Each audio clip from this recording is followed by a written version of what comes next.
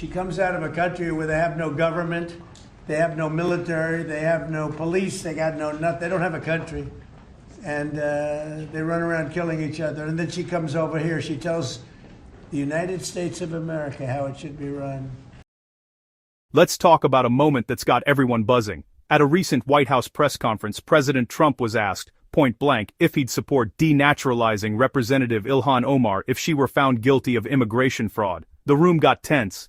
Instead of a straight answer, Trump unleashed a barrage of criticism against Omar, targeting not just her politics, but her background and her very presence in Congress. Now, this isn't just about one question or one person. It's about power, trust, and what happens when allegations of fraud collide with the firestorm of American politics. Why is this so important? Because it puts the spotlight on something bigger. Are our leaders using their authority to protect our rights, or just to score political points? Here's the context you need. One more follow-up question, Mr. President. The fraud that you've been pointing out, talking about in Minnesota specifically, there have been some reports resurfacing and circulating, even by your own administration, alleging Ilhan Omar's marriage to her brother. And this would be a fraudulent situation if there, in fact, is found to be fraud in a situation like that. Would you like to see her denaturalized or others who have similarly committed fraud? Well, I think she's very bad for our country. All she does is complain, complain, complain. She comes out of a country where they have no government, they have no military, they have no police, they got no nothing. They don't have a country, and they run around killing each other. And then she comes over here. She tells the United States of America how it should be run. We don't want to hear from her. I don't want to hear from her. I don't want to speak for Emmer, but I don't think Emmer particularly wants to hear. But don't say it because I don't want to get you in trouble, okay? Just be nice and easy, all right? I'll do it for you, but that part I'll do.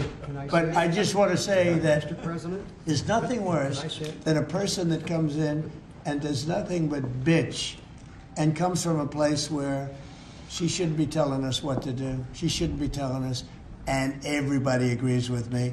And what's happening in Minnesota with Somalia, where billions of dollars is being stolen, right, like candy from a baby, we're not going to let that go on. And it's too great a state to have that happening. And guys like Tom Emmer and others, Pete Stauber, guys like them, they're going to stop it. And they're going to be given the authority to stop it. Because this country's not going to put up with it anymore. Trump's comments referenced an ongoing federal investigation in Minnesota where nearly 90 people, most of Somali descent, have been convicted for misusing hundreds of millions of dollars from nutrition programs meant to help kids during the pandemic. The reports say some of that money went to luxury cars, real estate, even overseas accounts, and possibly to groups linked to Al-Shabaab. The FBI is calling this just the tip of the iceberg, and more resources are pouring in. So when Trump talks about denaturalization, he's not just making noise, he's signaling a willingness to take drastic steps if fraud is proven. Supporters say it's about accountability and protecting taxpayers. Critics? They see it as dangerous scapegoating and inflammatory rhetoric, especially with Minnesota's Somali community under the microscope.